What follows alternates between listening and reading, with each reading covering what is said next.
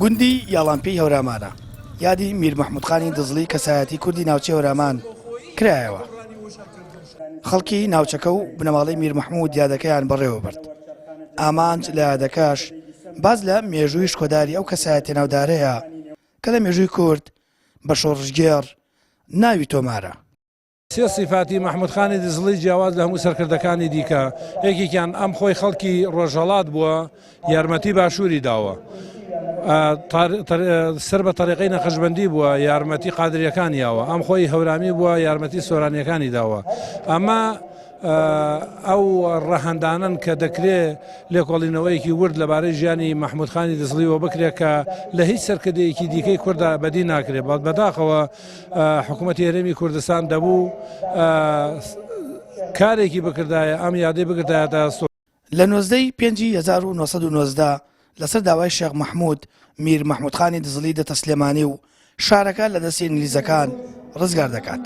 کوڕەزایەکی میر محمود دەڵێت لە پیلانێکدا کە بانگشتی گفتوگۆ کراوە بۆ دانوستان میر محمود دەکوژرێت. محمودخانی دزڵی چاو لە دڵی خۆی گەشت بوو کە بەڵام من سەداقەت و پاکی لە ئیش و کارمدا هەیە، وای زانید لایەنی بەرامبەرەکەی دژنەکەیشی وەکو خۆی بیرەکاتێت، بەڵام بەداخەوە ئەوان پیلانگیڕیان کرد و ئەوە بوو کە میر محمودخانی دڵ لەسەر مێزی گفتوگۆ گیانی ئازیزی لە دەستداوە تیرۆریان کە بەڕاستی لەسەر مێزی گفتوگۆ و ئەوە بوو کە حتا حکوومەتی پاشای ناوای تەرمەکەیان کرد.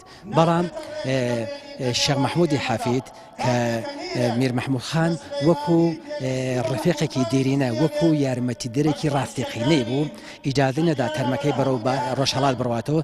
لە مراسمێکی پڕشکۆدا لە نێو جەماوەری خۆشەویستی باشووری کوردستاندا لە گوندی هانەی قوڵا ئەسپەردەی خەڵک دەکرێت و محمودخانیش زۆر تەسخی داوە بە کوردایەتەکەی خۆی، چەندەها جار گیراوە، لە سنەگیراوە، لە ئەڕێ بردویانە بۆ هیندستانی ژیانی ئینسانی زانا و قاعد دایمە یەکەم کەسە و تەسخیادا ئەوان پێشەوان. میر محمودخانی دزڵی کەسایەتی کوردی ناوچەی هەورامانە کە لە ڕووداوەکانی سەدەی 20ەمی کوردستاندا ڕۆڵێکی گرنگیە بووە. محمودخان دژی حکوومەتی ڕەزاشا و داگیرکەری ئینگلیز شەڕی کرد و چەندین جار خراوەتە زیندان. ئەو هاوکاری مەلیک محمودی حەفیدی کرد بۆ شەڕ لەگەڵ ئینگلیزەکان. ڕەفیق حیلمی مێژوونووس و شاعری بەناوبانگ ئەو بە پاڵەوانی شۆڕشی یەکەمی شێخ محمود ناو دەبات. محمودخانی دزڵی لە سەردەمی حکوومەتی محەممەد ڕەزا شای پەهلەویدا لە ساڵی 1946 بەدەستی سەربازانی ئێرانی تیرۆر کراوە. سامان فەتاح، کەناڵی ئاسمانی پەیام، گوندی یاڵانپێ لە هەورامان.